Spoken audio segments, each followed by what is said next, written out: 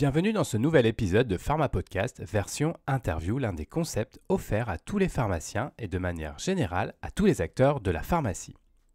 Si vous êtes intéressé pour soutenir le podcast ou créer ensemble du contenu, rendez-vous directement sur le site mypharmapodcast.com. Vous y trouverez toutes les informations utiles. Pensez aussi à mettre 5 étoiles sur votre plateforme d'écoute et à vous abonner si bien évidemment le contenu vous a plu. L'échange que vous allez maintenant entendre est issu d'un live diffusé sur la plateforme Pharmacy Lounge. L'utilisation croissante des plantes dans le domaine de la santé devient une réalité de tous les jours au comptoir. Pharmaciens et équipes officinales doivent donc pouvoir répondre à ces demandes. Pour aider les acteurs de la pharmacie sur ce sujet, nous avons invité Guillaume Kreuter, titulaire dans l'Est de la France et très actif sur la création de contenu autour de ces sujets. Cela vous intéresse? Je vous invite maintenant à vous plonger dans ce nouvel épisode. Bonne écoute! Alors, bienvenue à tous dans ce nouveau live Pharmacy Lounge. Nous sommes vraiment très heureux de vous retrouver pour ce moment d'échange et de partage autour des thématiques importantes pour les acteurs de la pharmacie.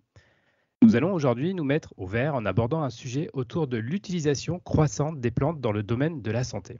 Le pharmacien et de manière un peu plus générale l'équipe officinale sont bien évidemment, comme nous allons le voir, au cœur de cette approche pour conseiller les patients. Et c'est avec Guillaume Kreuter, pharmacien titulaire du côté de Strasbourg, que nous allons échanger sur ce vaste sujet. Bonsoir plutôt Guillaume. Bonsoir Romain et bonsoir Aurélie. Donc merci de m'avoir invité pour ce live et qu'on puisse un peu discuter justement un peu au niveau de la pharmacie mais également de la phytothérapie. Et du vous sang l'avez par les cité, plantes. effectivement, nous sommes avec Aurélie Pasquier, notre responsable communication à Pharmacy Lounge, qui nous accompagne pour notamment nous dire les questions sur le chat. Bonsoir Aurélie. Bonsoir Romain, bonsoir Guillaume, bonsoir à tous. Donc, je m'occupe du marketing, de la communication et du digital chez Pharmacy Lounge. Quelques mots donc sur Pharmacy Lounge pour ceux qui ne connaissent pas. C'est le réseau social professionnel sécurisé et éthique de tous les acteurs de la pharmacie. L'inscription est gratuite et sécurisée. L'usage est simple, intuitif et confidentiel. Vous pouvez nous retrouver sur tous les navigateurs Internet depuis un ordinateur ou depuis votre téléphone portable. Rejoignez la communauté notamment pour gagner du temps et simplifier votre quotidien à travers de nombreuses fonctionnalités pratiques et complémentaires, pour échanger avec vos confrères, institutions et entreprises expertes de la pharmacie, participer à des groupes de discussion selon vos centres d'intérêt de façon confidentielle, accéder à Teriac, la base de données de médicaments, rester en veille sur les événements de la profession, profiter de nombreuses vidéos métiers et consulter plus de 360 offres d'emploi en partenariat avec Team Officine. Pharmacy Lounge, c'est aussi comme aujourd'hui l'organisation de webinaires sur des sujets d'actualité variés pour vous accompagner vous au quotidien dans votre métier. Je laisse tout de suite la parole à Romain Lecointe, lui-même pharmacien, pour animer l'échange. Je vous souhaite un excellent webinaire et je vous dis à très vite dans Pharmacy Lounge pour notamment télécharger toutes les recommandations que Guillaume va faire ce soir dans ce live. Merci beaucoup Aurélie pour cette présentation. Et allons-y, commençons. Guillaume, est-ce que vous pouvez vous présenter? Alors donc je suis pharmacien titulaire depuis environ 6 ans à la pharmacie à Strasbourg. Et donc voilà, c'est vrai que j'étais pas forcément prédisposé pour travailler en officine. Donc, comme toi Romain, j'ai fait un DES de pharmacie hospitalière. J'ai travaillé un certain temps à l'hôpital et après, c'est ça qui est pas mal avec notre métier et avec notre diplôme de pharmacien. On peut aller à droite, on peut aller à gauche. D'habitude, c'est plutôt l'inverse, c'est plutôt les industriels qui vont en officine et là, j'ai décidé d'aller en officine. Pourquoi est-ce que je suis allé en officine? C'est parce que je voulais, c'est vrai, un peu partir du côté administratif de l'hôpital. C'est vrai que c'est un peu prenant des fois de négocier certaines choses pour les appels d'offres et tout, mais bon, l'officine, c'est encore différent et je voulais surtout retourner un contact avec le patient et essayer de faire une pharmacie plus verte, plus naturelle et avec l'utilisation des plantes. Voilà. Entre autres, après voilà, ça fait depuis 6 ans, donc qu'est-ce que je fais aussi? Je suis au syndicat des pharmaciens, l'USPO, je suis élu RPS pour la région Grand Est. Je donne également des formations en phytothérapie, que ça soit à la faculté de pharmacie ou que ça soit, avec des pharmaciens.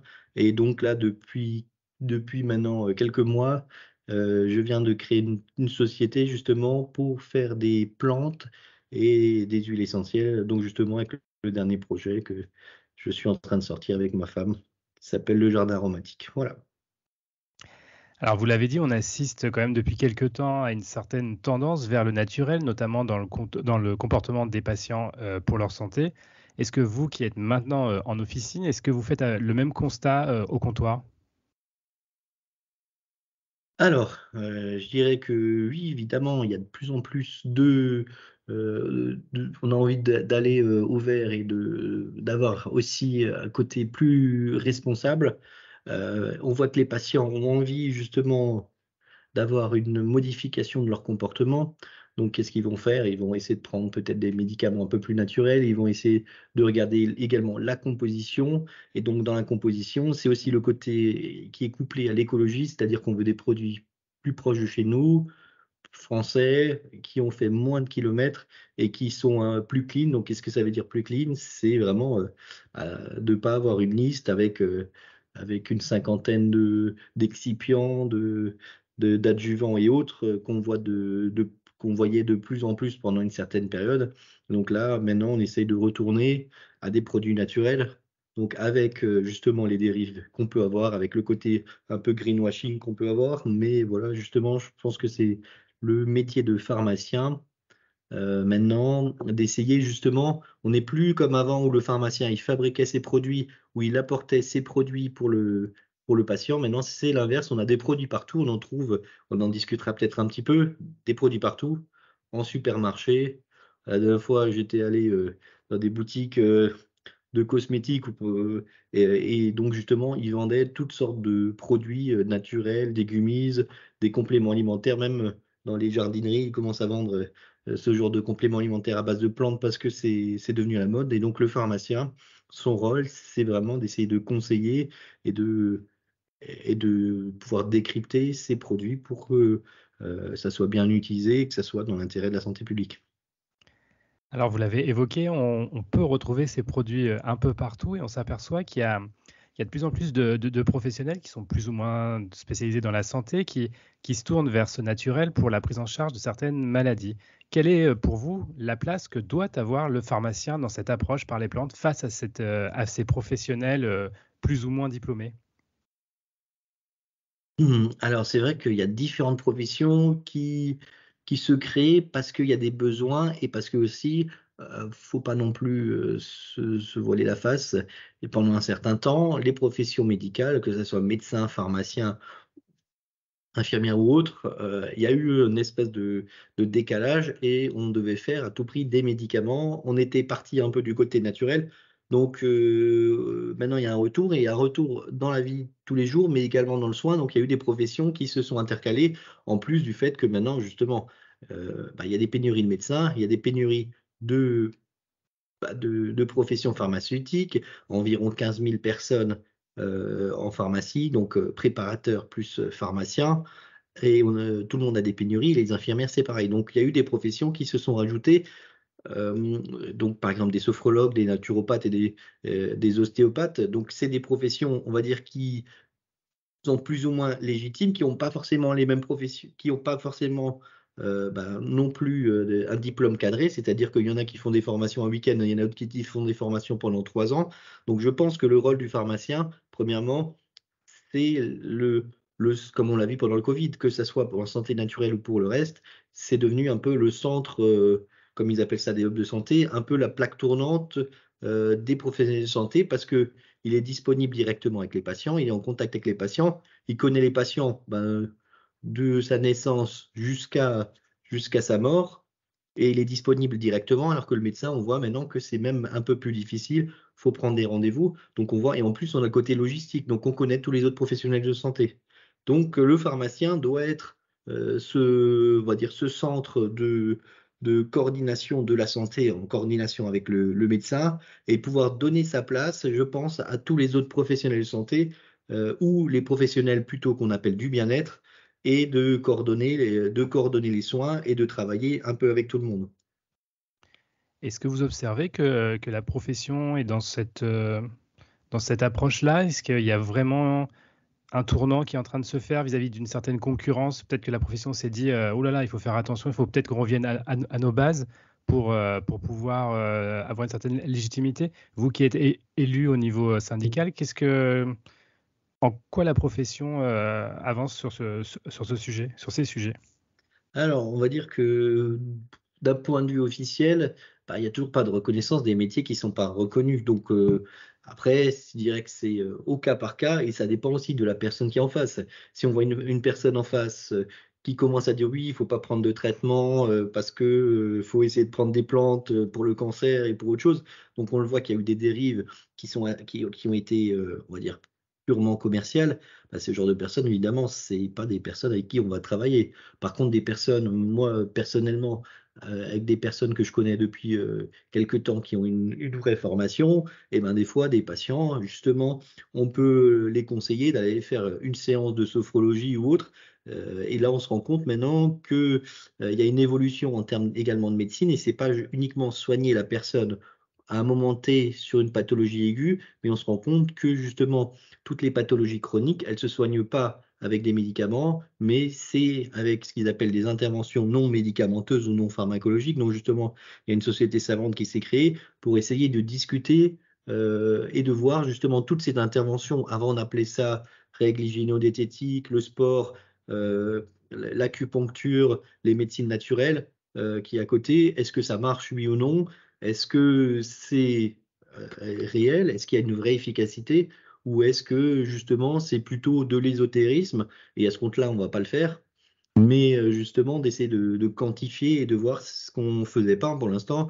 On a juste quantifié les interventions qui sont médicamenteuses. Est-ce que ce médicament-là, il est efficace? Oui, non et on avait, la SMR, le service médical rendu et autres, mais on ne déterminait pas est-ce que ça marche globalement? Ce qu'on quantifiait juste, c'est peut-être l'activité sportive, ce qui a été bien documenté, mais pour tout le reste, même l'alimentation, quel type d'aliment est-ce qu'on peut prendre, est-ce qu'on peut pas prendre? Et là, on voit quand même qu'il y a un peu une évolution dans la prise en charge. L'Organisation mondiale de la santé, reconnaît justement un certain nombre, d'autres, thérapies, d'autres prises en charge et on regarde au niveau des publications qu'il y en a de plus en plus, à la fois sur ces interventions non médicamenteuses et la phytothérapie, donc le soin par les plantes. Il y a de plus en plus de publications. Bon, après, pour l'instant, on n'est pas non plus comme les médicaments avec de l'evidence-based medicine qui est vraiment de niveau A, comme ils disent, c'est-à-dire avec de nombreuses publications, avec des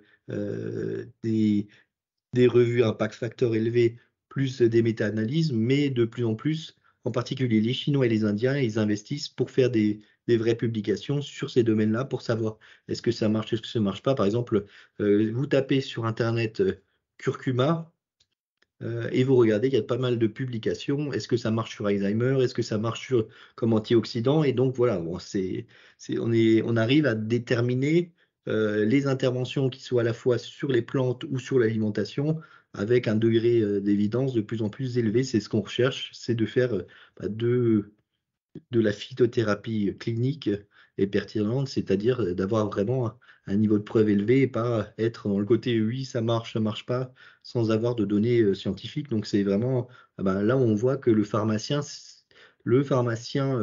a vraiment les armes pour ça, c'est sa formation et que la phytothérapie, c'est pas juste on va donner des plantes ou pas des plantes. Ça, c'est, on peut dire, on peut faire une formation à week-end juste pour apprendre le truc, mais c'est vraiment la valeur ajoutée et c'est ce que faisaient avant les anciens pharmaciens, avec la formation qu'on a eue, avec des matières scientifiques, pharmacognosie, où ils appelaient ça matière médicale. Donc c'est la pharmacologie des plantes, il y a la botanique, et également tout ce qui est phytothérapie, donc l'utilisation clinique et le sens clinique. Quelle plante on va utiliser à quel moment? Est-ce qu'il y a des effets indésirables? Est-ce qu'on peut utiliser chez les femmes enceintes? À quelle dose? Donc vraiment la même chose que ce qu'on fait pour les médicaments.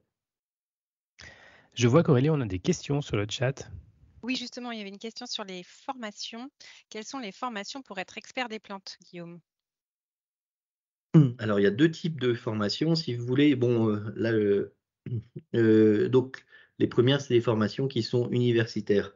Donc les formations qui sont universitaires, elles sont validées. C'est fait par des professionnels de santé. Donc il y a une partie qui sont, des professionnels en exercice, pharmaciens, médecins, infirmiers, sages-femmes, enfin ça dépend du domaine. Et également, bah, des profs universitaires, donc ça va être des profs qui vont enseigner justement les matières qu'on a vues qui sont en rapport. Donc, souvent, c'est botanique, pharmacognosie, matière médicale ou phytochimie, et après, les sciences des médicaments ou des médicaments à base de plantes ou de l'aromathérapie ou des choses comme ça, mais de l'aromathérapie scientifique, c'est-à-dire la molécule, comment elle marche et comment on va voir avec un vrai mécanisme d'action. Donc là, dans ces formations-là, qu'est-ce qu'on arrive à avoir? C'est les DU, donc les diplômes universitaires. Donc il y a un certain nombre de diplômes universitaires qui sont un peu partout. Et après, il y a en fonction des villes, par exemple, ceux qui sont pas mal, c'est à Besançon. C'est sur une semaine 2 fois dans l'année. Donc voilà, c'est avec des profs qui sont assez reconnus. Ils font de la phytothérapie, de l'aromathérapie. Il y en a qui font que de l'aromathérapie.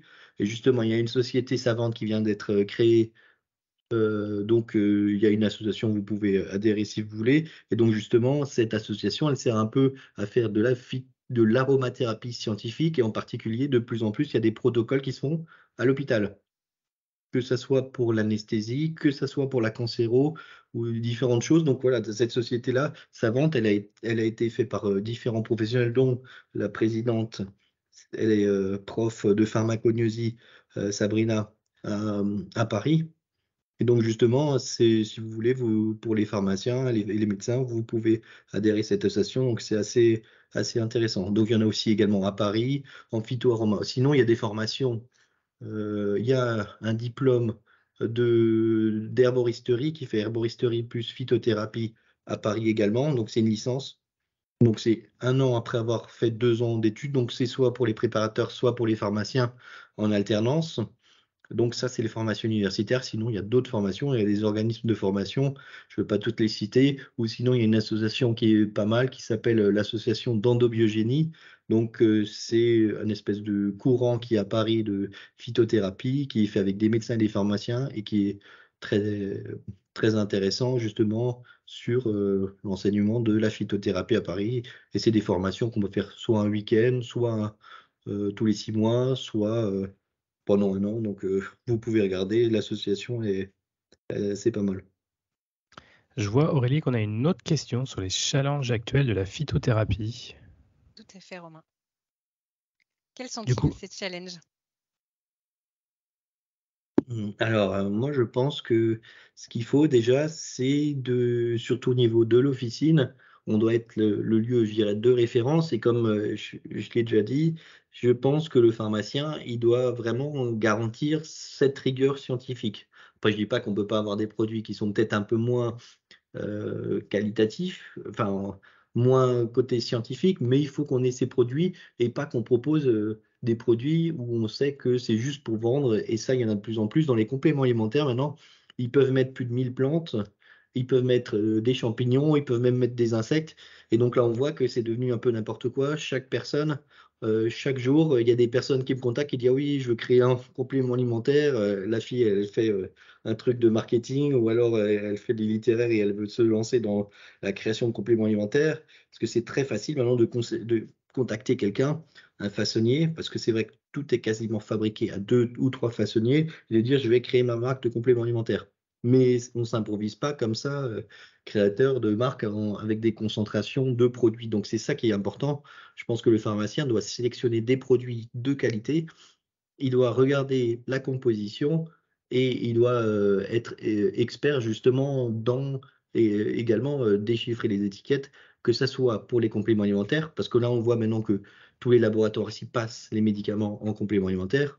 D'un point de vue logistique, législatif et tout, c'est vraiment plus facile. Ou alors des cosmétiques où c'est pareil, ils rajoutent des plantes justement, soit pour faire plus naturel, soit pour autre. Donc je pense que le challenge, la première chose, c'est que la pharmacie soit le lieu justement des plantes, mais de la phytothérapie scientifique et pas du côté marketing où là on voit qu'il y en a partout.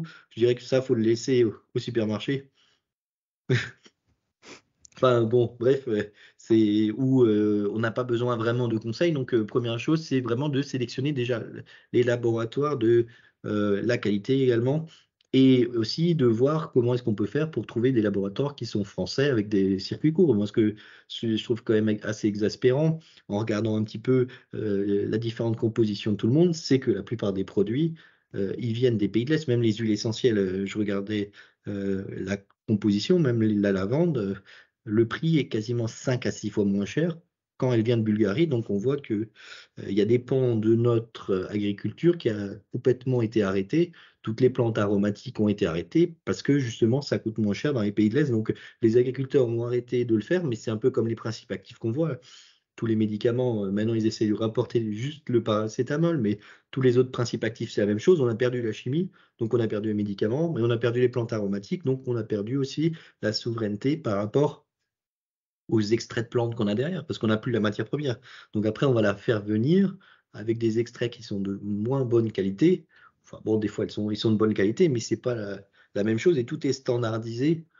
D'un côté, d'être standardisé, c'est bien, mais il faudrait que ça soit standardisé avec des producteurs à côté. C'est mieux pour avoir ce savoir-faire, oui, c'est ça, ce savoir-faire et cette connaissance, parce que on perd toute la chaîne. On perd à la fois le savoir-faire au niveau de la production des plantes. Production des plantes, c'est-à-dire on va fabriquer les plantes, on va également d'abord avoir des graines, et ensuite il y a la transformation, et ensuite derrière, bah, il y a la connaissance des plantes et le conseil. Et donc là, on voit que on a perdu un certain nombre de savoir-faire et qu'on essaye de le rattraper, mais que fait qu'on rattrape pas à 50 ans, c'est comme pour les médicaments, avec les pénuries, on en a tous les jours, on passe 2 heures par jour à chercher ces médicaments. Eh ben, on rattrapera pas tout ça en un an, en claquant des doigts, en disant bon, purée, trop bien maintenant. Les politiques ont décidé qu'il y avait des pénuries, donc dans un an ça passe. Là, on voit pénurie d'amoxicilline. Malheureusement, ça fait un an qu'on nous promet qu'on n'aurait pas de pénurie, on a toujours les mêmes pénuries, quoi.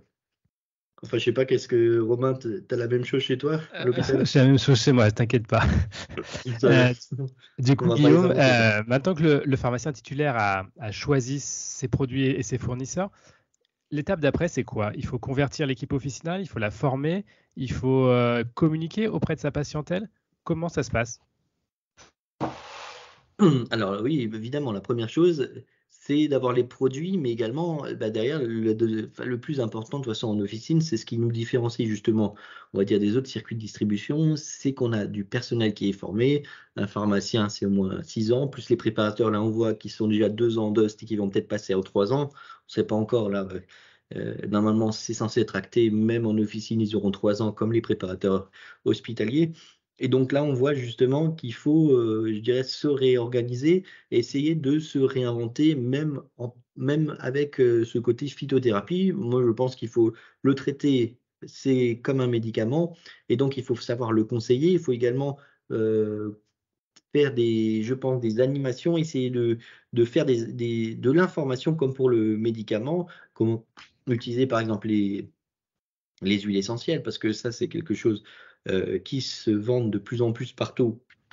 Il y avait aussi ce côté mode depuis à peu près une dizaine d'années avec les huiles essentielles, mais par contre, c'est quand même un produit qui est toxique. Et là, on se rend compte que au niveau de la pharmacovigilance et au niveau des centres de poison, ça explose. J'avais regardé un peu les statistiques et chaque année, il y a 2 à 3 fois plus d'intoxication ou alors d'événements indésirables qui sont liés aux huiles essentielles parce que les enfants l'avalent ou parce qu'ils ont trouvé dans Voici ou dans Claire ou dans Gala ou autre chose une nouvelle formule et qu'ils ont essayé de bricoler leur truc et qui disent bon, allez, on va essayer de faire un truc et une fois sur deux, les formules qui sont là-dedans, c'est pas non plus des trucs, c'est pas très bien, c'est pas contrôlé.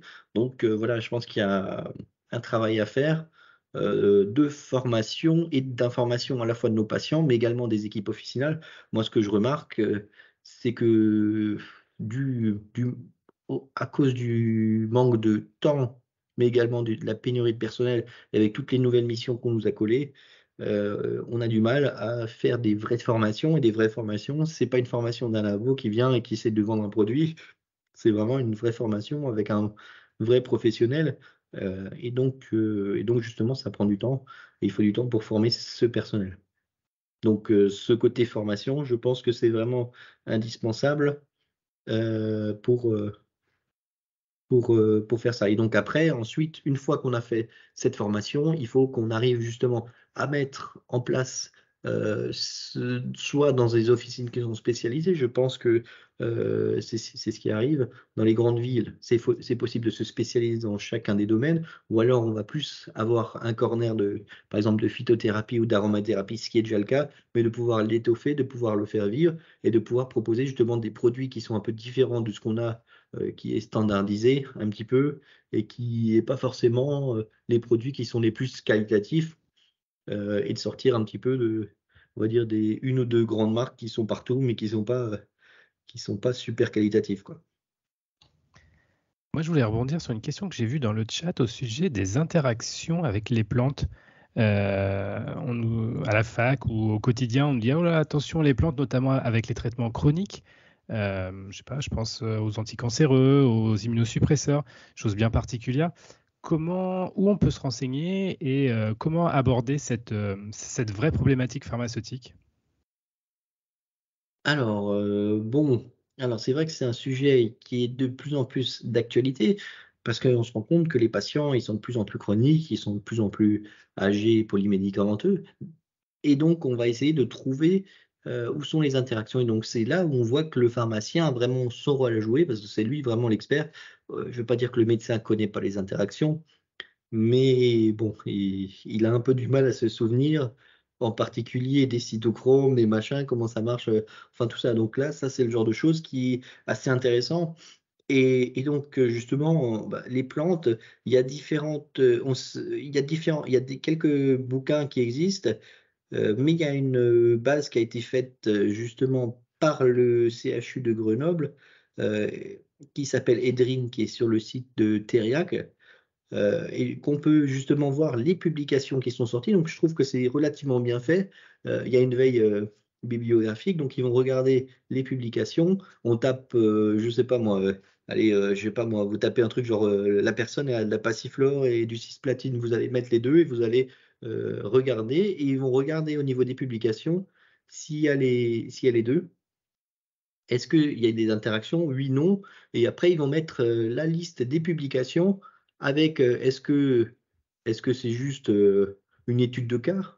Est-ce que c'est quelque chose qui peut être probable? Est-ce que c'est quelque chose qui est très risqué? Et quels sont les risques derrière? Est-ce que c'est des risques hémorragiques? Est-ce que c'est des risques qu'il faut, par exemple, il y a certaines plantes qui vont avoir un effet, hem, anti qui vont avoir un effet anticoagulant, comme par exemple le ginkgo ou autre, qu'il faut arrêter avant, ou alors, et ben, ils vont dire: «Bon, bah, voilà, avec ça, il y a une interaction avec, par exemple, le clopidogrel ou les produits qui vont agir sur la coagulation». Donc ce site est quand même relativement bien fait, parce qu'il y a les dernières publications et qu'il y a ce codage pour savoir exactement est-ce qu'il y a un risque fort ou faible. Bon, la plupart du temps, il y a toujours des publications avec des case reports, donc faut se méfier, ou pas. Je pense que c'est relativement bien fait, et après si vous voulez avoir vraiment, un peu une bible sur les médicaments, il y a différents, ouvrages de référence.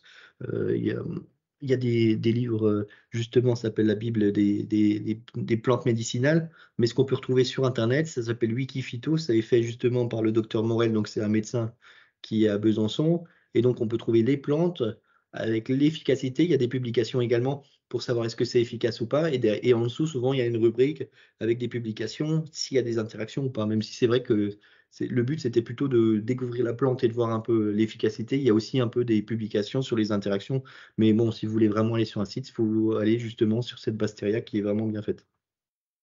C'est bien noté. Est-ce que, Aurélie, on a des questions sur le chat pour conclure, pour respecter Alors, les une horaires? question tout à fait sur le merchandising. Comment, Guillaume, peut-on faire un corner de médecine naturelle en pharmacie?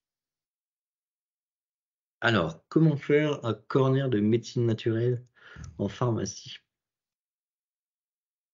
Alors, pour faire un corner, bon après si vous voulez, la plupart des pharmacies ont quand même un rayon de phytothérapie. Après, pour vous pouvoir vraiment se spécialiser, moi je pense qu'il faut avoir une personne qui soit motivée. Dans l'équipe, il y en a toujours une qui aime le faire, parce que si vous commencez à obliger quelqu'un à le faire, ça va pas, ça va pas aider dans le projet. Donc il faut une personne qui soit moteur et qui soit responsable du rayon, et qui puisse justement mettre en avant avec, différents produits. Donc, qu'est-ce qu'on peut mettre comme produit? Donc je dirais que le truc classique, qu'on peut passer, c'est tout ce qui est huile essentielle. Après, il faut voir pour rajouter justement tout ce qui est complément alimentaire à base de plantes et également tout ce qui est extrait de plantes. Parce que les plantes, quand on va l'utiliser, c'est sous forme d'extrait de plantes. C'est ce qui est le plus efficace. Tous les médicaments sont à base d'extrait, le Tanacan, enfin tous les médicaments. C'est pas, par exemple, les poudres de plantes, ben, c'est pas efficace même si certains laboratoires le font. Et donc, justement, je pense qu'il faut avoir des plantes qui sont euh, des complexes où il y en a plusieurs. Par exemple, maintenant, c'est ce qu'ils font. Ils font des compléments alimentaires pour le sommeil avec 2 ou 3 extraits de plantes. Ou alors, ils vont faire pour l'anxiété. Et après, il faut avoir derrière, je pense, des plantes unitaires où on puisse le conseiller. Et après, au début, on aura ce rayon, il ne sera pas très développé. Et au fur et à mesure, on va essayer de rajouter d'autres choses, la gémothérapie. Gémothérapie, c'est les bourgeons de plantes. Donc, on va essayer de rajouter ça. C'est une autre forme de phytothérapie. Après, on peut commencer à faire des teintures mères. Donc, on revient, si vous voulez, à des formes qui sont peut-être un peu moins concentrées, mais qui sont plus brutes et qui permettent de travailler un peu différent. Donc, les teintures mères, qu'est-ce que c'est? C'est des plantes qu'on a mis dans des extraits alcooliques. Et le fait de l'avoir sous forme liquide, ça permet justement de le donner à d'autres catégories de personnes où maintenant ils font des formes un peu plus concentrées ou des formes spécifiques qu'on peut donner aux enfants. Par exemple, les EPS, c'est des extraits phyto standardisés. Et après, on peut retourner aux formes les plus basiques, mais qui sont toujours efficaces pour certaines personnes, qui sont les tisanes. Les tisanes, c'est les premières formes de phytothérapie qu'on avait avec des vraies plantes. Et on va dire que la tisane, c'est encore différent. Bah, c'est ce qu'on voit, c'est qu'il y a le contact directement avec les plantes. Il y a ce côté aussi un peu traditionnel, il y a ce côté relaxation. On voit que l'homme a toujours été en contact avec la nature et qu'il y a toujours eu il faisait des cérémonies avec le thé, il faisait des cérémonies pour la fin des vendanges et tout ça. Donc on voit qu'il y a ce côté aussi relaxation. C'est comme me disait une patiente, bah, déjà quand on commence à faire sa tisane, on prend 5 à 10 minutes pour soi, on essaie de se recentrer, on prend un peu de temps différent, donc ça me permet déjà, souvent dans les pathologies, on voit maintenant on est trop stressé, on est trop anxieux, on est fatigué de se recentrer sur soi. Donc on va dire que ça fait déjà une partie de sa thérapeutique en prenant sa tisane, quoi. Ou son café le matin ou autre chose. Le café, c'est également de la phytothérapie, quoi. Bon, on n'en vend pas en officine, mais Peut-être un jour. On va respecter notre timing qu'on s'était imposé pour Guillaume et pour nos invités. On va conclure ce live. Merci beaucoup Guillaume pour cet échange autour de la prise en charge des patients par les plantes. Si on souhaite échanger avec vous, où peut-on vous retrouver?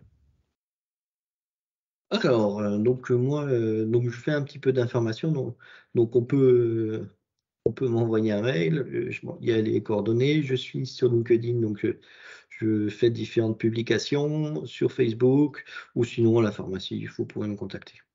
Et on peut Merci Aurélie. retrouver toutes les recommandations de Guillaume sur ces sujets dans Pharmacy Lunge. J'ai mis le lien dans le chat. On va conclure. Merci à tous. Merci Aurélie pour votre participation et on vous donne rendez-vous pour un prochain live. À bientôt.